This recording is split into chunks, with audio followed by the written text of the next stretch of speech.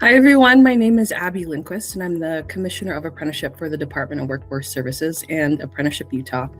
I'd just like to thank you all for joining us for National Apprenticeship Week and getting started with the festivities. So, a little bit about myself. I started with the department at the end of 2023 as an apprenticeship navigator, learning about apprenticeship by doing apprenticeship. And so throughout the last couple of years, I've worked on growing the apprenticeship landscape in Southern Utah and working in mostly rural places. And since then, I've created 33 programs across the state for businesses as small as one employee to building a program for a business with over 1,000 employees. So through being the boots on the ground, I've developed a clear understanding of how apprenticeship aligns with industry and what job seekers are looking for in training programs. So I'm excited to be here. I'm excited to support the growth of apprenticeship in Utah. And so for today's webinar, the national theme for National Apprenticeship Week is America at Work and Making America Skilled Again through Registered Apprenticeship. And so with that in mind, how do we move the needle? And so some of the things that we're going to talk about today, some of the topics include touching on the importance of aligning apprenticeship goals federally and through the state, laying out the landscape of what apprenticeship looks like in Utah currently, and sharing some of the data that we have, as well as talking about registered apprenticeship. What is registered apprenticeship and the key components that create a framework for high quality training? The employer value, so like unlocking the power of registered apprenticeship programs, and what are the benefits for apprentices? Why would somebody choose to join a program and use it as a career launchpad? We'll hear from the Association of Utah Community Health Workforce Program Manager, Sandra DeBry, who's administering the program for federally qualified health centers around Utah, supporting mostly rural communities. And so, and lastly, we'll close with how to get started with apprenticeship. So I'm going to turn the time over to Anna Turner, our new apprenticeship navigator, to discuss her role and the region that she supports and the experience that she brings. Hello, and thanks for having me. As an apprenticeship navigator for Northern Utah, my role sits right at the intersection of opportunity, access, and workforce strategy. A big part of what I do is stakeholder engagement, bringing together educators, employers, workforce partners, and community organizations to build meaningful pathways into high-quality careers. I support employers to design or refine apprenticeship programs that directly support their workforce goals, whether that's upskilling current employees, filling critical gaps, or building long-term sustainability in their industry. On the employer side, I act as a connector. Many businesses are interested in apprenticeships, but aren't always sure where to start. I help translate that process, connect them to available resources, and provide clear, actionable information about how apprenticeship programs can strengthen their talent pipeline and improve retention. Equally important is my collaboration with workforce development specialists within the Department of Workforce Services. By aligning closely with these internal partners, I'm able to ensure that employer needs are matched with regional workforce strategies. I work directly with job seekers to help them understand what an apprenticeship is and how they function, and how they can serve as a powerful alternative to traditional education routes. That includes guiding individuals toward programs that align with their skills and their career goals, while also helping remove barriers to entry whenever possible. Ultimately, my role is about alignment, connecting people, resources, and systems in a way that creates real, lasting impact for both job seekers and employers through apprenticeship pathways. Thanks, Abby, for giving me the opportunity to introduce my role and explain how apprenticeship navigators can help anyone interested in apprenticeships. Awesome. Thank you so much, Anna. So we're just going to jump right in and framing the goals surrounding apprenticeship. So aligning industry needs to create opportunity.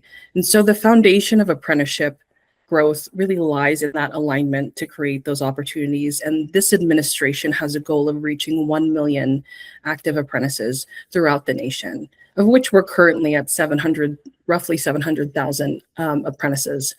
And so to sustain that growth, it's imperative that the collaboration through apprenticeship becomes the cornerstone of how we prepare our workforce. So that's matching industry-specific skills to workforce needs, and doing that through apprenticeship to support learning and development.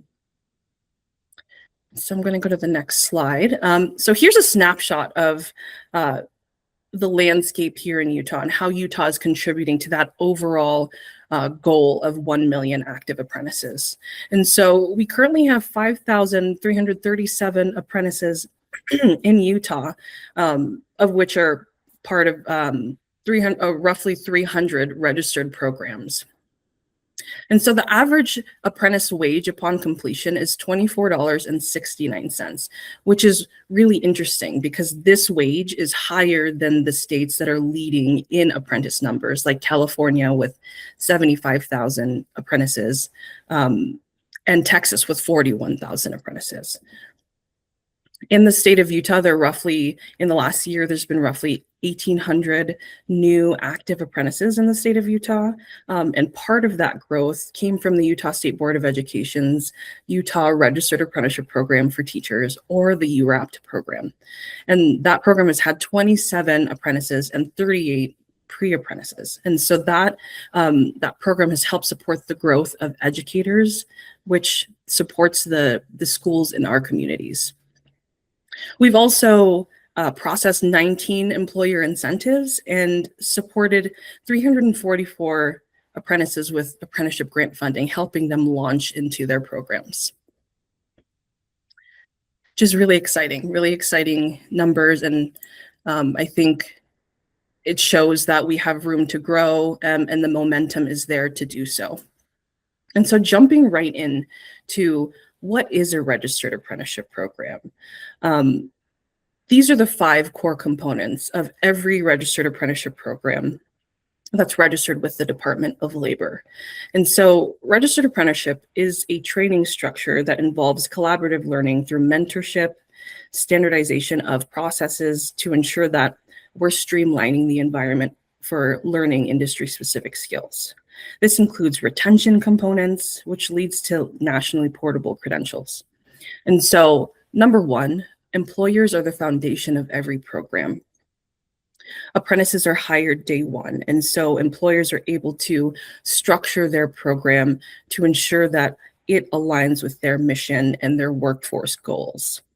And in the structure of the apprenticeship, it contains combined on-the-job learning and related instruction to ensure that there's a foundation of success.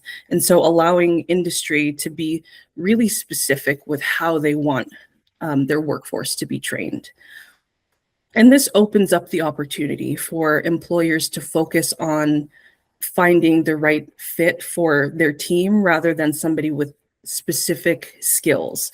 And so they can open the talent pool to then build the talent from within. And so it's a great method to ensuring that somebody can understand what the role looks like from day 1.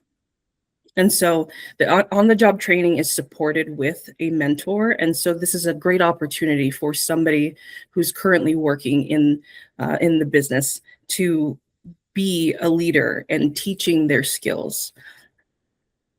Incorporated in the structure is rewards for skill gains. So registered apprenticeship sponsors can design pay increases that are built into their program to ensure that as apprentices are developing their skills, that they're being rewarded for their commitment to learn. And so that supports your bottom line. You aren't needing to pay top dollar for somebody who might still need training, but there's still a clear progression for wages that the apprentice can plan for and see clearly, and it supports the retention in the program. And lastly, there's a nationally recognized credential. So upon completion of a registered apprenticeship program, apprentices earn a nationally recognized credential from the Department of Labor that guarantees that they're 100% qualified for the job through the high quality form of training. And this is a great way to culminate their program.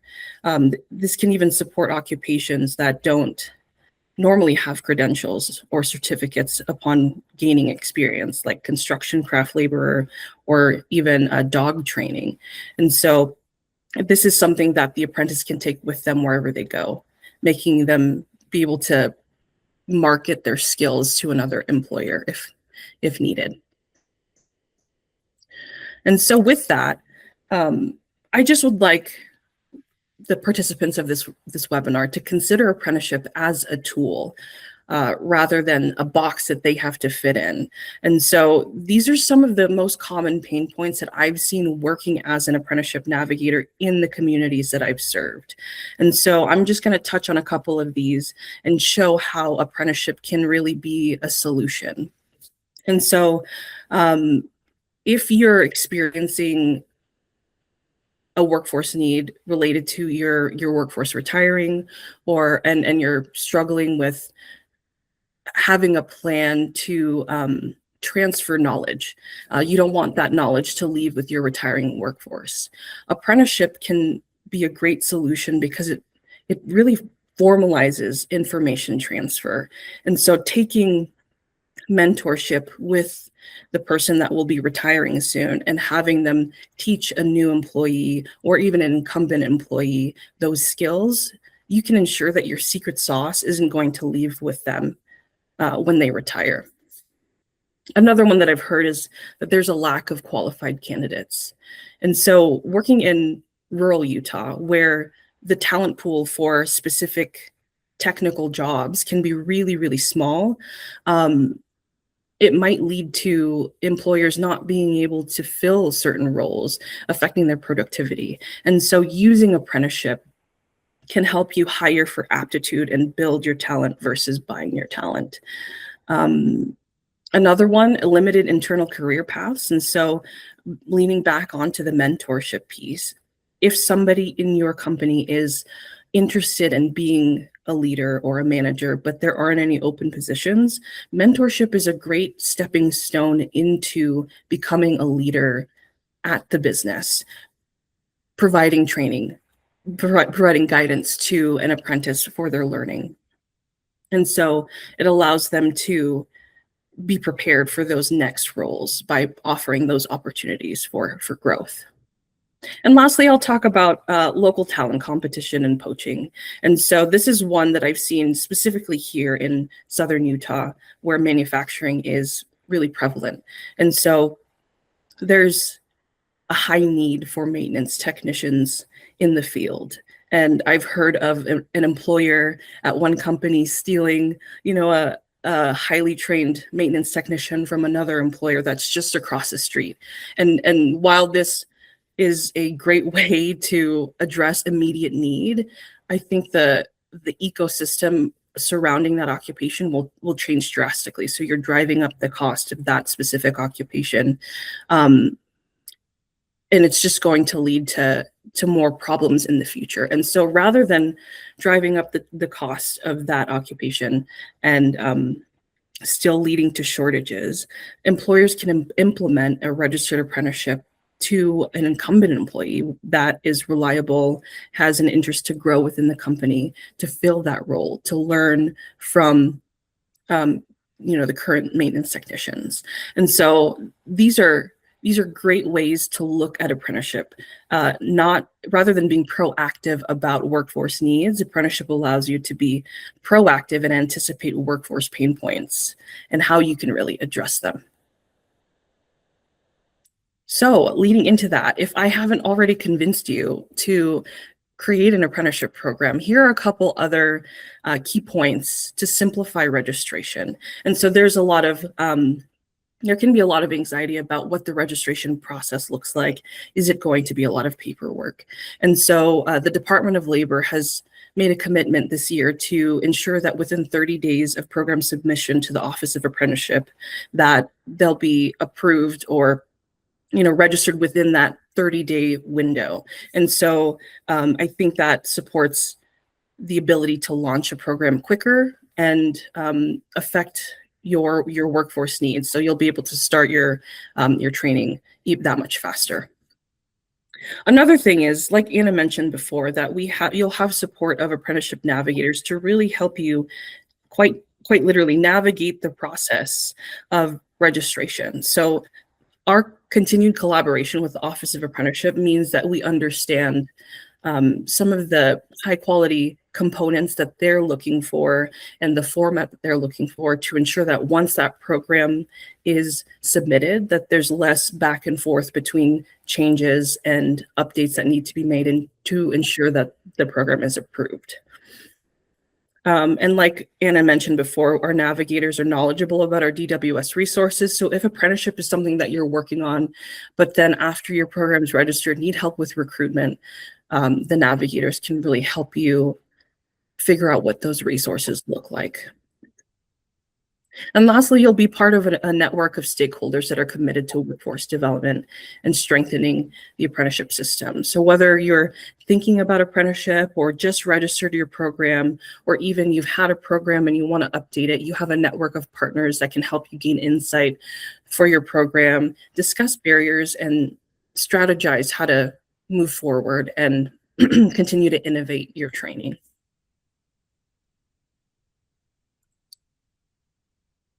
So we also have financial incentives. After programs registered after July 1st of 2024 can apply for the Registered Apprenticeship Employer Incentive Program, where employers can receive $2,500 for each apprentice up to 10 apprentices. And this funding is available through July 1st of 2026. And so if you'd like more information on that, feel free to reach out to us. Why would somebody jump into apprenticeship rather than going a traditional college route, going to school and then jumping into industry? So the benefit for apprentices, there's paid employer benefits. So apprentices are hired day one and they start earning a salary as they're learning. And so often with benefits like health insurance and retirement plans, which can help them, launch their career that much quicker. With the components of registered apprenticeship, there's progressive wage increases. So they'll have a clear picture of where their salary is going to go, what they're going to make when they complete the program, and help them plan their life around that. And so as those skills increase, the productivity increases, it allows for higher income over time. There's that mentorship and structured training, like I talked about. They'll be guided by somebody who has that industry experience, that they can bounce their ideas or their needs off of a mentor to help ensure that they have that environment for success in learning. Little to no education debt. So since apprentices receive instruction, typically internal instruction, you can often avoid the high cost of a traditional college degree and at the same time be in industry and move with industry changes. I've heard a couple of some of the job seekers that I've been working with that they've gone to school for a degree and tried to get a job in industry, and it was really difficult for them to get that job without specific experience. And so with registered apprenticeship, you can gain the experience and learn at the same time, making you more marketable at the end as you're growing in your career. There's those nationally recognized credentials, like I mentioned. Apprentices can earn those and use it to market their skills. And those are stackable. So if they're getting certificates or credentials through the related instruction, it stacks with that nationally recognized credential. So for a construction craft laborer that doesn't normally need a certification, they'll usually get OSHA training or CPR and first aid, and those kinds of certificates will stack with that nationally recognized credential. And there's high retention and career growth. So 90 to 94% of apprentices retain their employment after completing their program because the employer has invested in them. And many of them are seeing substantial career advancement opportunities. They're able to be the mentors and the next generation of leaders.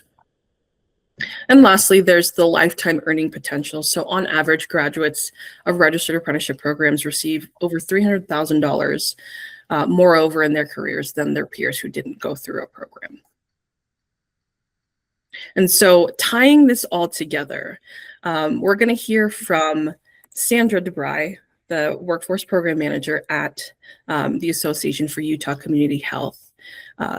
And so she's going to really paint the picture that aligns all of the components, the program structure, how it's supporting the workforce, and some of the outcomes that she's seeing. And so her and I have worked really closely together to launch the program and ensure that it's operating, it's functional and operating, and that we're seeing the growth that is intended for the program. And so I'm going to turn the time over to Sandra. Okay, well, thanks for having me. I appreciate it. It's been great to work with Abby and the Department of Workforce Services to launch our apprenticeship program. We started a little over a year ago, and we have 3 different apprenticeship programs in our federally qualified health centers. And first, to back up for a minute, our role at OUCH is to provide services and training to our federally qualified health centers in Utah. So we have 14 different organizations across over 70 locations in Utah, a lot of them in rural areas. And it can be really difficult to recruit and retain people, especially in these rural areas. So these apprenticeship programs have really helped with some of our roles. So we worked with Abby to develop 3 different programs. One for medical assistants, one for dental assistants, and one for pharmacy technicians.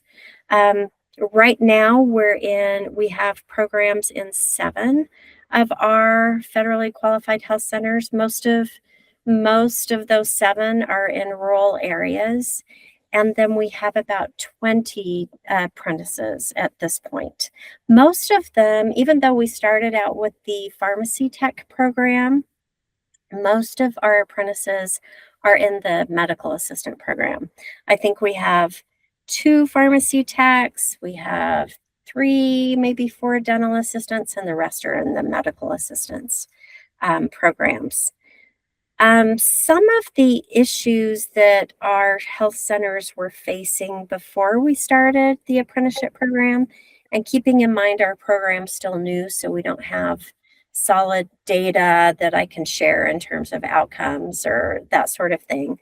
But it's difficult there, like with medical assistants, there's a high turnover in those roles, so it can be tricky to hire people. They're often willing to jump to a different clinic if they're paying $1 an hour more, for example. So it can be tricky to create that loyalty. So I think some of the issues we were also seeing were standardization. How somebody is trained when they come onto a clinic, what they do really depends on who trained them. So this apprenticeship program has helped standardize that training and standardize the on-the-job experience, but also with the curriculum. Those going through the apprenticeship program go through a curriculum that we have been partnering with Career Step on. And so that piece is also standardized, and they're able to share that information and collaborate internally. It's also opportunities can be somewhat limited if you're in a rural area. So I think the opportunity for employees in a health center to go through training, that in itself creates loyalty. The health center cares about them, they're investing in them.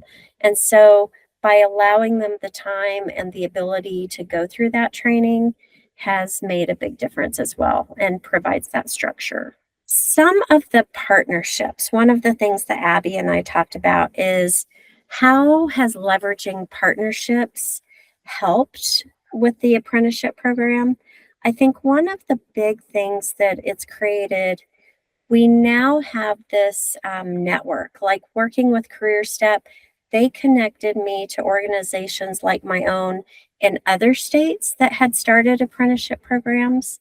So we were really able to lean on them for, what does this process work? How did you track these hours? How do you manage the program? What are the benefits of the program? So it created a really collaborative relationship with other organizations.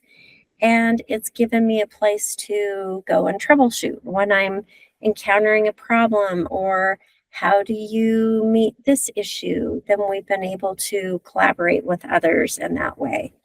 It's also been great to spark ideas and discussion.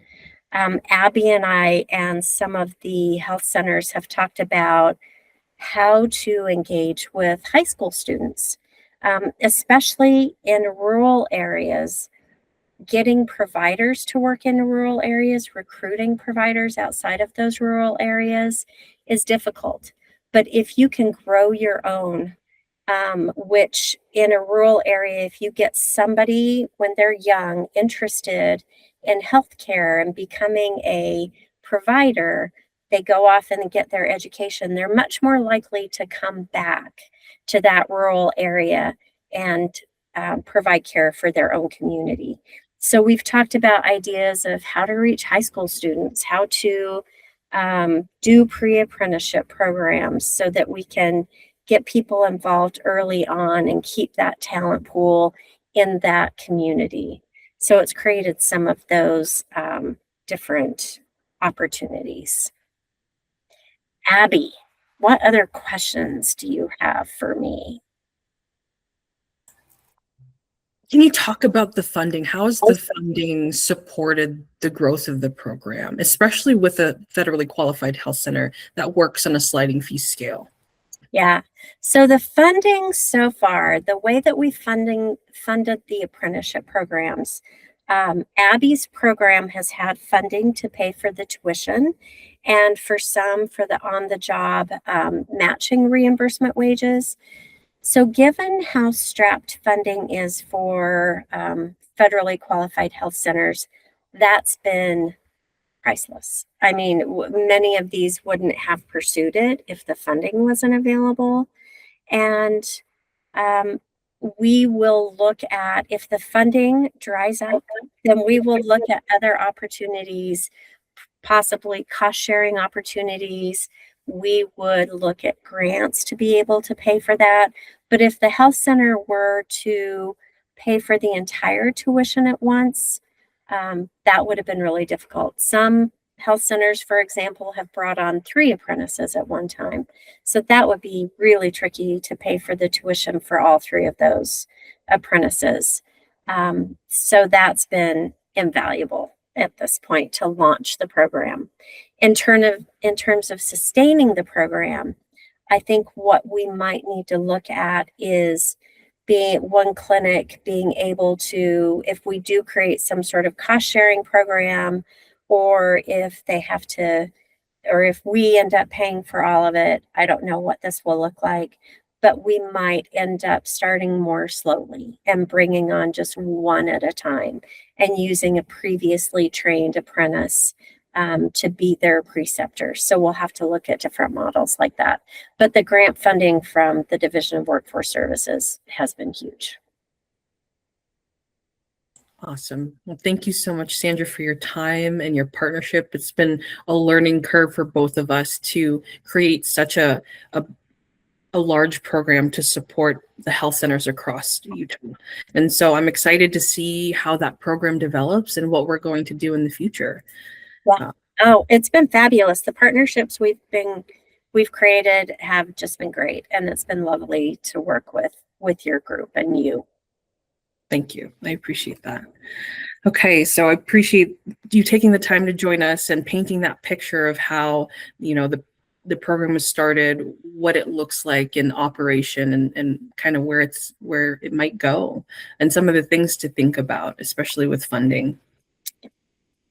Okay, so to conclude, we'll talk about next steps. So if you want to learn more about apprenticeship, visit apprenticeship.utah.gov. There'll be information on the website about the Registered Apprenticeship Employer Incentive, landing pages for employers, future apprentices, and even educators. If you have any specific questions, you want to explore what registered apprenticeship could look like for your business or your school, feel free to reach out to us at apprenticeship@utah.gov and send us an email where you can schedule a time to do an exploratory call with Anna and I, and we can discuss strategy or look at your your workforce pain points and really dive deep into how apprenticeship can be a solution. The QR code on your screen is, if you scan the QR code, you'll be able to pull up the apprenticeship playbook that can help you dive a little deeper into the apprenticeship structure, different approaches. There's information about mentorship and frequently asked questions. And so feel free to use those resources and learn a little bit more. And then, we'd love to hear from you. If Anna and I can come and tour your business, we'd love to see what the businesses in our communities are doing and help align to apprenticeship. And so as we conclude today, I just want everybody to remember that collaboration really is at the heart of every apprenticeship. So by participating, you aren't just filling a job opening, you're helping Utah meet federal benchmarks and ensuring that our neighbors have access to high quality, sustainable careers. If you're an employer partner, use the resources we've provided and connect with our apprenticeship network to take the next step in innovating your training. And if you're an apprentice and want to grow your career potential, maybe shift gears into a new role, a new industry, consider apprenticeship as your launchpad. Thank you guys for joining us, and I hope you all have a great day.